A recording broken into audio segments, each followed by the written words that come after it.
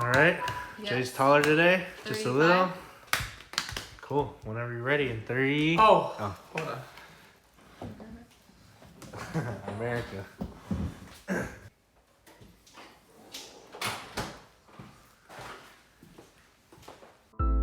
We had everything going against us. Yeah, we were young, we were broke, we didn't know anything about business. We literally started from nothing. We were never supposed to make it. Boom! Hey guys. What's up, guys? So, You're missing something. are you gonna wear that the whole time? I'm still thinking about it. All right, well, episode number 34. 34. I'm supposed to do the introduction. Yes, you are. What's up, guys? Hey, Episode number 34, coming to you live. that didn't last long. And thank you for your time and for your support. We appreciate it. You know, this has been a lot of fun. We got a lot of good feedback on our last episode, which is shit you should stop saying. Yes. And today we've got a popular one, high in demand, high in request. Mm-hmm. What is it? We are going to tell you what we look for in a new teammate. Yes. So we're gonna tell you what we look for in the hopes that this is gonna help, shape your mind, because you have to be very specific when you are building your business, when you're building your firm. You do want to be a little bit selective, when it comes to when it comes to who you have in your office, in your environment, because a lot of bit selective. Yeah, that will shape your whole entire experience. So we're going to talk to you about the things that we look for in individuals, and you can decide for yourself if that's what you want to look for as well. Yes, and so if we could go back into our careers, one of the things we would change is that we would be conscious of exactly the type of person that we want to recruit in order to grow a successful company. It's not just about having people, but about having the right people. Yeah, and honestly, I would say that that's the number one thing I would go back and change is I would not be, for lack of a better word, so desperate to just have people. I think I would rather just have less people, but the right people than a big mass amount of people who are just totally wrong for your environment. Good quality people. Yes. So let's talk about 10 things, 10 key points. We could make a list of 100. Right. We could make a list of 3.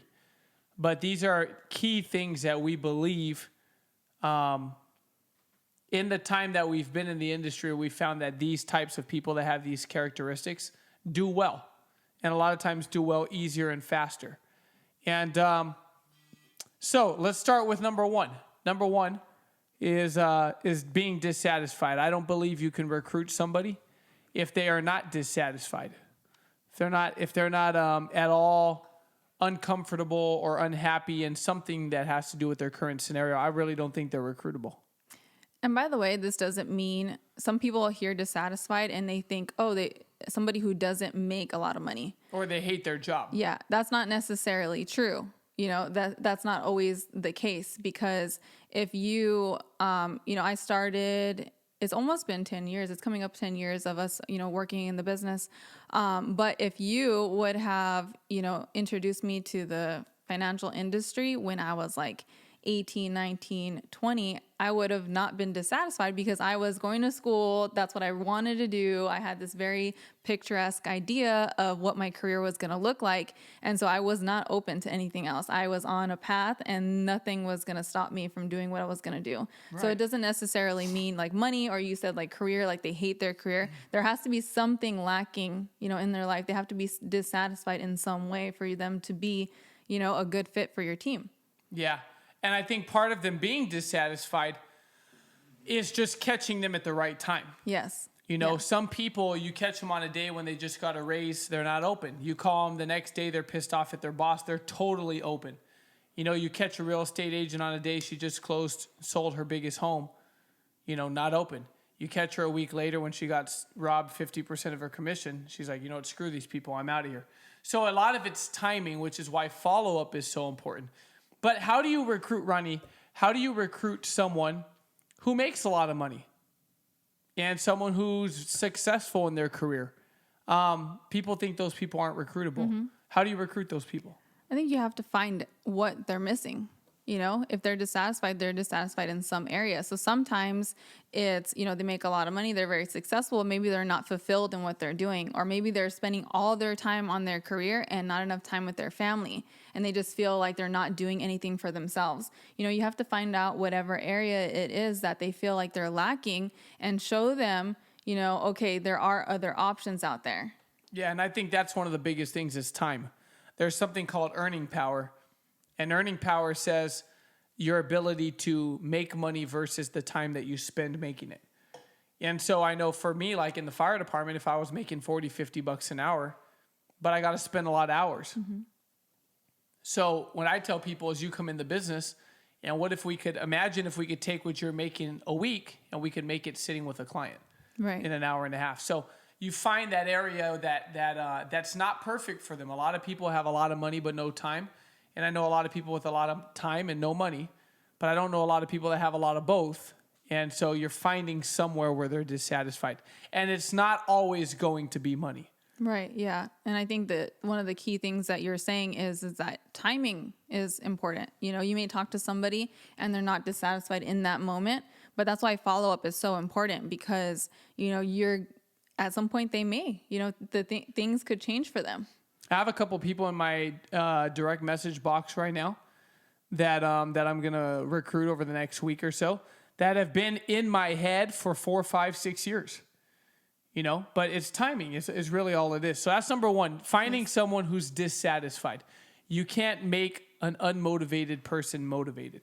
And so if they're dissatisfied, that means there's an area inside of them where they're willing to change because they want a fix. Number two, they got to be hungry. Yeah. By the way, dissatisfied and hungry is not the same thing. You started in WFG because you were dissatisfied, but your ass ain't hungry, which is why you're still a training associate or an associate. Yeah. So hungry is like the hunger to win, you know, and it's that fight. Yeah. Like he said, you could be dissatisfied, you're not happy with your current situation, but you're not fighting for anything. Yeah, you're not willing to do anything about it, but even though you're not happy, but you'll live your whole life dissatisfied. Yeah. So actively pursuing a better situation for yourself, actively pursuing, you know, working in the business, right? Yeah. Making money. They're obsessed. Results. They put in time. They're after results. They're competitive. They're checking the scoreboard. They're fighting for every single appointment they could possibly get. You know, they're calling their coach. They're reaching out. Come on, help me. I'm hungry. I want to win. I got guests. Man, what do I got to do? What could I learn? You know, they're spending their whole day. They're late at night. They're reading their brochures. They're studying their podcast. They're listening to their presentation. They're practicing their calls. They're finding a way to get involved. You know, they want to be in the inner circle because they want to be a part of something. They're hungry. That just because you're dissatisfied doesn't mean you're any of those things right there. Yeah. But dissatisfied is the starting point. Exactly. Yeah. They have to be. Otherwise, you're just dragging around a corpse. Dead weight. Yeah. Hey, you're driving around dead weight. Yeah. And so if you're not hungry, I'll just tell you the one thing that Ronnie and I are good at, because we're not good at everything, but we're freaking hungry though. You know, we're constantly dissatisfied, even at $100,000 a year, even when we were making $200,000 a year, even when we were making $300,000 a year, even at $400,000 a year, even now at $500,000 plus a year, we're still dissatisfied. We're not ungrateful. We are happily pissed off. We're blissfully dissatisfied, which is life is good and we're thankful, but we know we could do better. Yeah. And you don't have to tell us to work because we're hungry. Exactly. And that's why we're saying you need to look for somebody who's hungry, because otherwise you're going to constantly be, you know, on them about like, hey, are you working? Are you working? What are you doing today? What are you doing tomorrow? But with people like us who are just hungry, we're already, every single day, we've got an agenda because we're doing it for ourselves. And one of the things, you guys, is that when someone's hungry, you don't have to beg them to get in the game. You know, the person that's hungry in the basketball team sits right next to the coach. You know, they're sitting down at the very end. My Uncle Scott always told me when I first started playing team sports, he said, hey, I remember one time in the game, I had got subbed out. I had twisted my ankle. I was young. And I remember he literally comes around the court and he goes, hey, you need to sit next to the coach. You know, and I was on the bench and he's like, you need to sit next to the coach. Because when the coach turns, you're the first person they see. And so they'll just say, hey, get in the game. And I remember it always stuck with me. And in the business, it's the truest thing. You know, who do we match out appointments to? The person who's right there next to us in the office. Hey, you want an appointment? You know, who do we call? The people that we think about the most because we talk to them the most. Yeah. You know, it's a matter of being hungry. And like you said, when you're hungry, you're self-motivated. Mm-hmm. Yeah, absolutely. Number two. Number Yes. three. Number 3, being humble. Yeah, so talk about that because people might go, oh, I'm dissatisfied. I'm freaking hungry. And they think humble means weak. Yeah, people misinterpret humble for low confidence, right? Like no confidence. Like, yeah, I don't know. Yeah, I'm just here. I'm just doing my best. Like, no, that's not what humble means. Humble has a lot more to do with coachability, willing to get better, willing to receive instruction, all that stuff. It has to do with you putting your ego aside and, working more for the benefit of the team or for your clients or for your agents versus you being self-centered and only, thinking that your way is the best way and there's no other way. Right. I also think humble means being thankful, and knowing that you didn't get there all by yourself. Humble is giving credit. Even the person who's self-made had someone who supported them. Right. Even the person who's self-made had someone who helped them. I think it's very hard to be like an arrogant asshole when you come from a place of gratitude. But I know people in the business that are arrogant assholes, but it's because it's all about them. Like you said, it's not a team first style of leadership. So humble to me is like you said, being a team player, but it's also, it's being super hungry, but at the same time, like knowing that you didn't do it all by yourself, and that you're not going to do it all by yourself. And so it's being grateful. And I think if you come from a place of gratitude and being grateful, you could be the hungriest, most competitive, badass freaking person, but still be extremely humble. Mm-hmm. And humble is being willing to learn. Humble is learning from everybody. It's utilizing your resources, asking for help. It's not looking down on people that are brand new. Humble's opening the door, for the dude in the suit and the dude who's homeless. Humble's, saying hello to the janitor just as much as it is saying hello to the CEO. Mm-hmm. So being humble is just treating everyone the same, not being a freaking piece of shit, is what humble is. You could be humble and still know you're a freaking badass. Yeah, you can be humble and confident. Yeah, humble's being quiet. Like a lion. I always tell people, like, if you walk past a house, there's a freaking chihuahua the whole freaking time, right?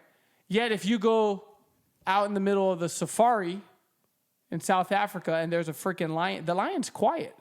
He doesn't have to talk and run his freaking... You don't hear the lion over there barking. The lion's quiet. He's even quiet when he attacks, because the lion knows he's a badass. He doesn't have to tell everybody. And so I think that's where being humble comes in. What's number 4? Being smart with people. Yeah, so these are the things, refresher, that we look for in new teammates and recruits. Yeah, so these are people who would consider themselves people. I always people. People. When people say like, "Oh, I'm a people person," right? Right. Those people, smart with people means that you know how to get along with others. You know how to work in a team. You know how to make friends. People like you very easily. Those kinds of people. If you ever meet someone, oh yeah, I don't have a lot of friends. There's so many people out in the world. If it's that hard for you to make friends, maybe the problem is, within. Yeah, smart with people means that, to me, that when I'm interviewing someone, I'm trying to figure out, do they know how to connect? Do they understand people? Do they understand human nature? Do they understand the psychology of people, how people think, how people make decisions, how people's feelings and emotions work? That's smart with people. It's being, like you said, being a team player. It's, being friendly, being likable. And the funniest part about likable is that a lot of the most likable people would never say that they're likable because they're so humble. They're so humble. And they think everyone doesn't like them, but it's like, dude, everyone freaking loves you, So smart with people is important on your team, you guys. Yeah. And by the way, if you guys want to read more into that, those last 3 are from The Ideal Team Player.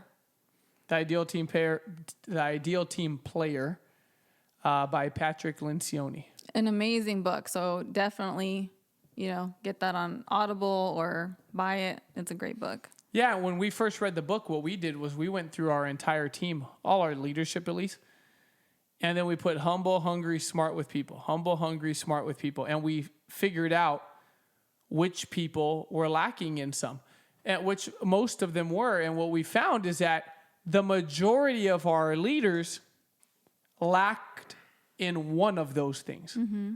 And it's like, well, this is why they're not winning. They're not hungry. They're humble and they're smart with people, but they're just not freaking hungry. Or then we had other people, it's like they're hungry, but they're terrible with people and they have the biggest ego and they're just a complete asshole. And it's like, that's why so there was always a reason why someone was stuck. Yeah. So we look for those. When I'm interviewing people, I'm looking for those. Next one, self-confidence. This is so important. And people go, well, I thought you said you're supposed to be humble. You could be humble and still be hungry and still be smart with people and have a high level of self-confidence. Yeah. The difference is if you have confidence and you're humble, let's say you're presented with learning a new task that you don't know. Being humble is admitting like, okay, this isn't comfortable for me. But self-confidence says, but I know because of past experience, I can learn this and I can master it. Right. Versus somebody who is humble with no self-confidence, like, I don't know this. This is not something I've ever done before. It looks hard. I don't know if I can do it. I'm not sure. This just filled with doubt. Right. So there's a huge difference. Having self-confidence is using your past experiences of wins to transfer them on to new and unfamiliar challenges and being able to handle those with confidence. Yeah. The self-confidence aspect is internal, which is why it's just it's a I believe in me. That's all it is. Yeah, I can count on me. You don't have to tell the whole world. You don't have to, like, the lion doesn't roar before he smashes the mouse. Like, he just knows, like, I believe in me. You know what I mean? By the way, the scariest, most badass people are the quiet ones because they have the internal confidence. Mm-hmm. Like, Kobe was quiet. Kobe didn't yell. Kobe talked smack, but he talked in your ear. And it was a very subtle self-confidence. And so self-confidence is a big one, especially in the business. Someone without confidence isn't going to want to make calls. They're not going to want to do these things. Now, they could grow their confidence, but what if you could recruit someone who has it from day one? Yeah. And, we do have people on the team who struggle with self-confidence, and they will get better in that area. But like he said, it's going to take time.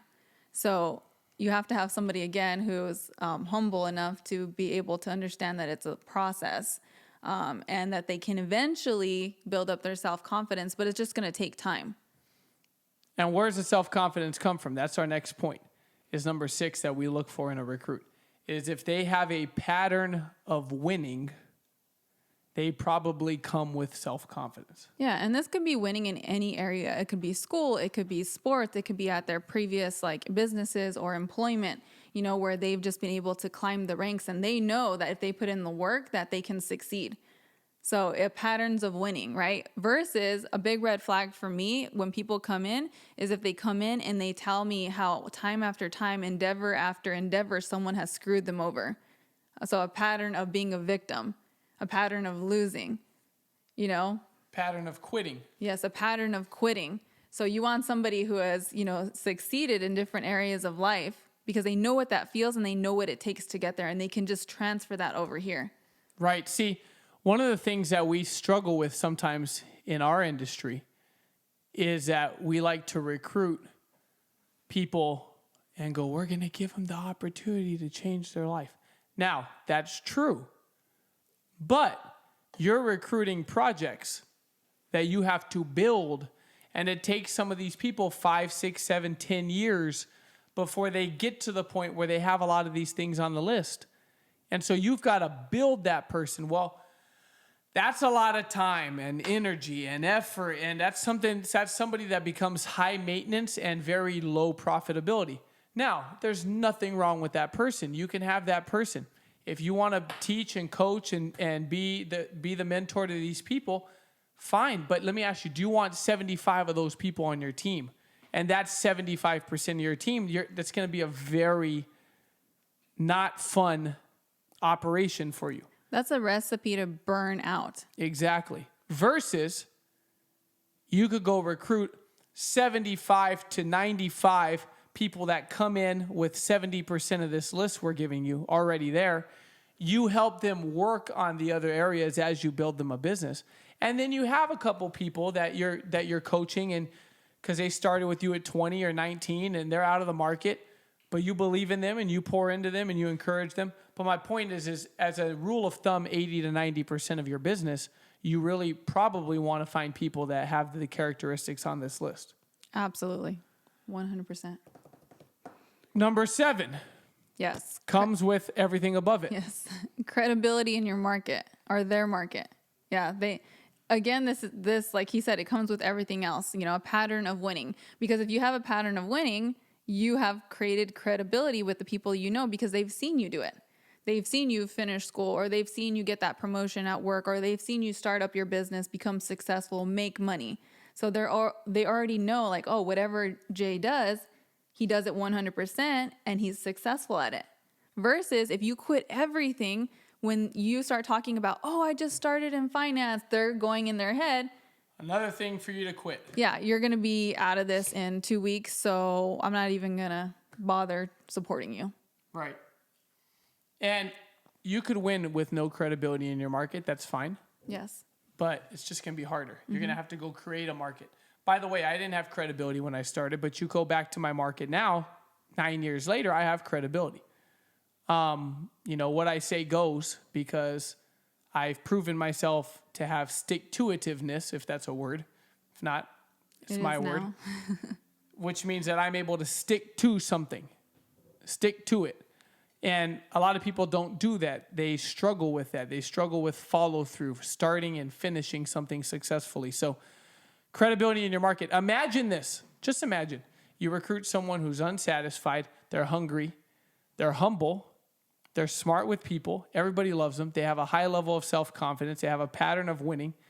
And when you call their list, everybody goes, oh my gosh, she's doing what? That's amazing. Yeah, I'm all in. Mm-hmm. I support anything that she does. Can you imagine that crap?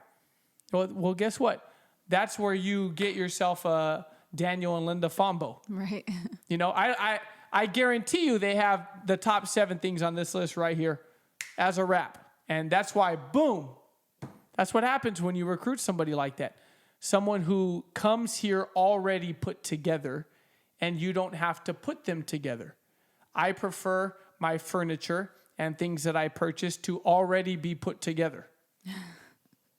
Not me having to put them together. Well, that same things with my teammates and the people that I'm training.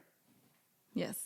All right, number 8. So 9 and 10. Yeah, number 8 and 9, I say go hand in hand for me, definitely. And that is, being money motivated, but also having strong character.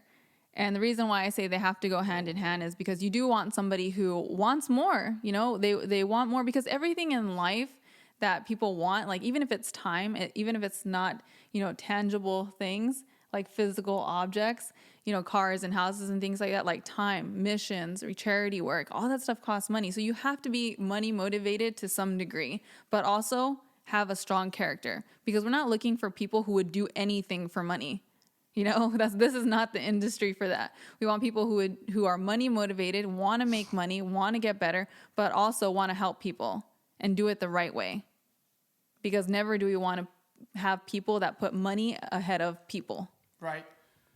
So you say someone who's money motivated, but also is a good person. Yes. That's not a piece of shit. You're just saying that a lot this episode. But it's the reality. I think we need to retitle this. Yeah. I mean, it's the reality of it. We've had people that are like that. You know, and the problem is when you recruit a piece of shit is that's usually the people they hang out with too. Oh, absolutely. Like when you look in the toilet, when you're done, there's usually more than one piece of shit. And that's what happens. That's what happens. I'm just being real. The imagery is just outstanding. On point, right? Exactly. So vivid. So my point is that someone who is going to do the right thing every single time.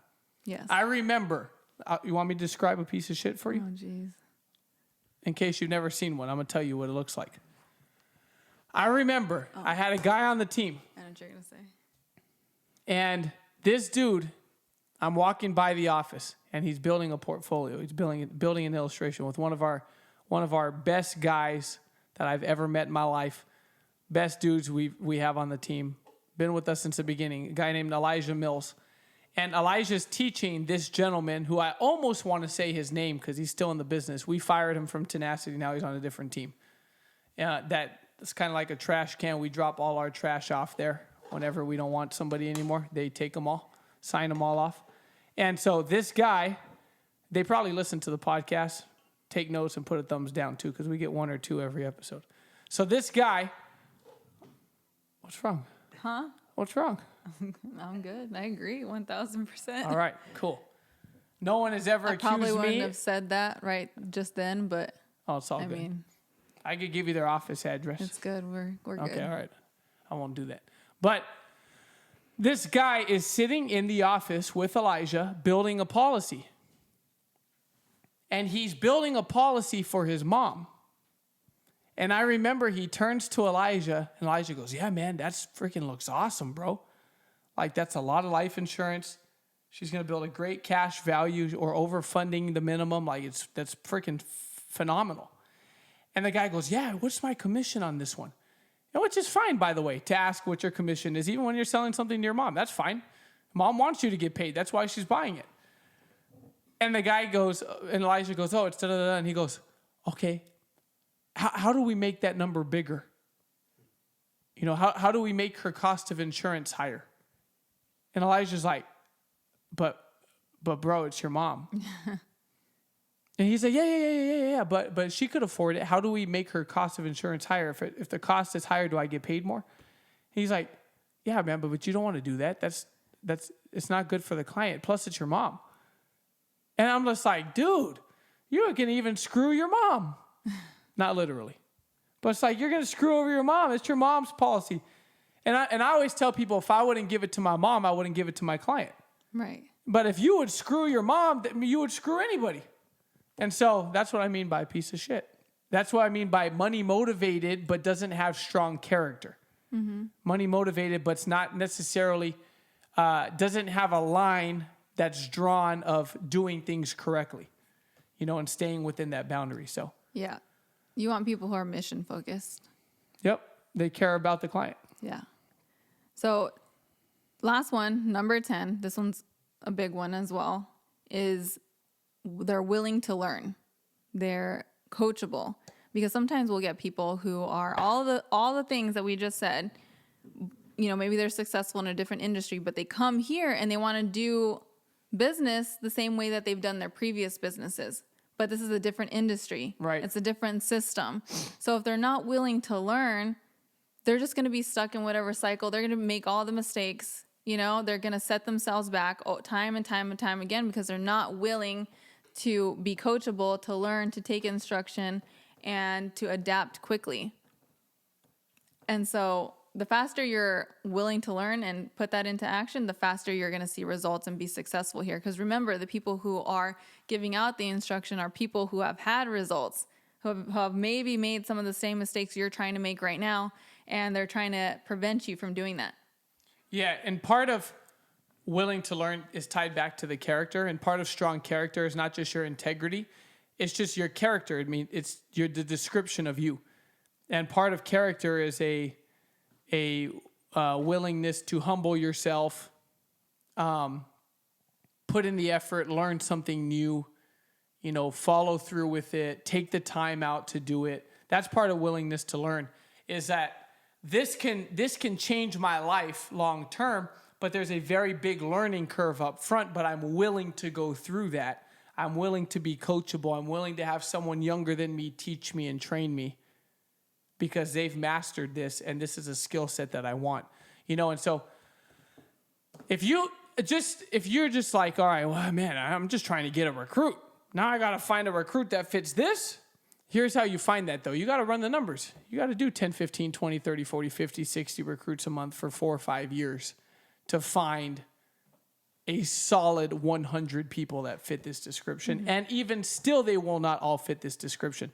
But I think if you recruit someone who's 7 or 8 out of 10, you're doing pretty damn good, as long as good character and I'd say probably the humble or smart with people is in there. I mean, I think those are kind of the ones that are kind of non-negotiable and deal breakers. Yeah. But if you got good character and smart with people, it's okay if someone's got a little bit of an ego, as long as they got good character and they're smart with people. Yeah. Everyone's got an ego, and it takes your ego to recognize someone else's. So if someone else's ego is bothering you, it's because it's bothering your own ego. But at the end of the day, I mean, this list, I think, is a good starting point for you when you're trying to find out, maybe not necessarily who to recruit, because you recruit everybody for the most part. But once you recruit them, this is how you filter through them. Yeah, You know figure who to out work what to with. work Yeah, with. who to spend time with. And if you're just wondering why, your office isn't winning or your firm isn't winning, maybe take a look at at this list and say, okay, what are we missing as an environment? Yeah, and go read The Ideal Team Player. Yes, And then analyze everybody on your team, including yourself, by the way. absolutely. So we appreciate you guys. Share these episodes. Yes, comment on YouTube, give us your suggestions. We always appreciate it. Someone asked me, by the way, he said, I'm trying to get my team to watch your guys' stuff, but for them to click and then watch or listen to the entire thing, it's hard. One of the easiest ways is just to send them the short 40-second clips off of our Instagram, and then all the links are in the bio. So anyhow, all right, you out? Yes. I'm out. All right.